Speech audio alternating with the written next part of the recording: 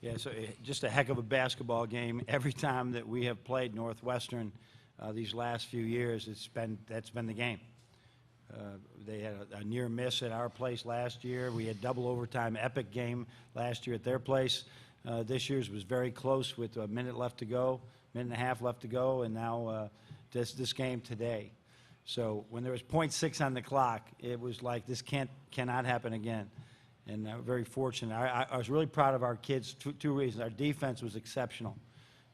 We have been giving up about 5 or 6 extra easy baskets a year. That's really led to the highest defensive field goal percentage we've ever had.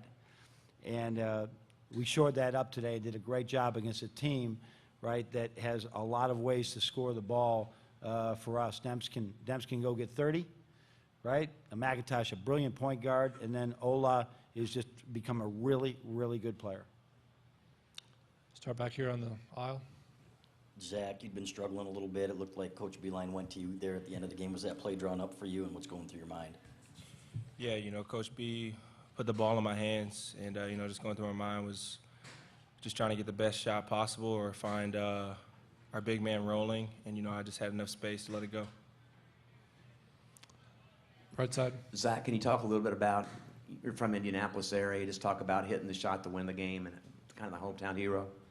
Yeah, I was amped up before the game. It's always nice coming back to your hometown, you know, friends and family be able to see you play. But I was just proud of how hard we were able to fight and how resilient we were throughout the whole game because it was tough. Back here on the left. Duncan, how'd it feel to get your groove back a little bit, and then talk about the play set up for you to tie it with the 3?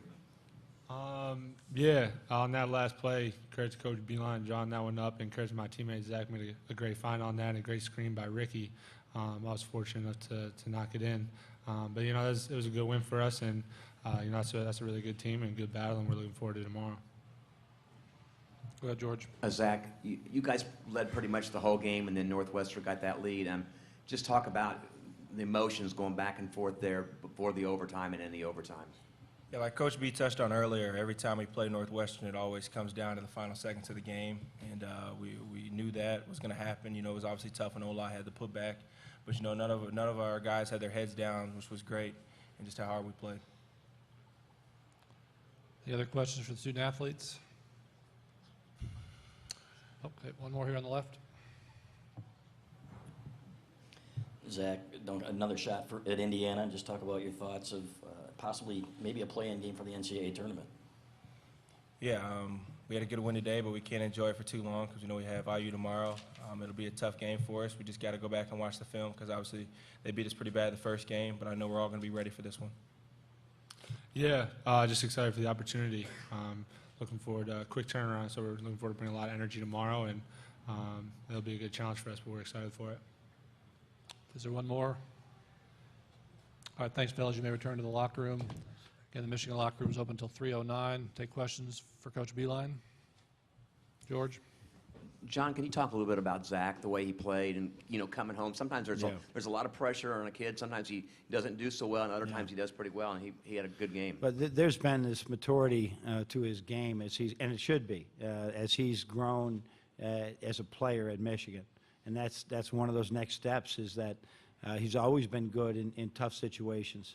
But at the same time, when you're coming back and playing in the Purdue's and the Indianas or playing here in Indianapolis, that's a little bit more on you. And I think he understands it much better than he might have done over the last couple of years. This is what it's going to be. If I'm going to be a good player, I need to be able to respond to these things, and I will respond during this type of environment. Back on the left. Coach Muhammad got you off to a good start, 14-8 then, and even the ones that he got rimmed out. Yeah. Just talk about his play and the spark that he gave you early. Yeah, that was huge early because a couple of those were shot clock type of situations.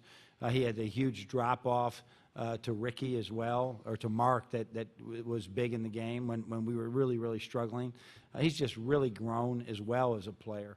And I believe he had a big one in the left corner as well in the second half. So I've seen this young man, he's playing harder and harder every day. He's learning about things. He still's got other things he got to get by. But he really has helped us in so many ways of just be a better basketball team overall. Down here in front.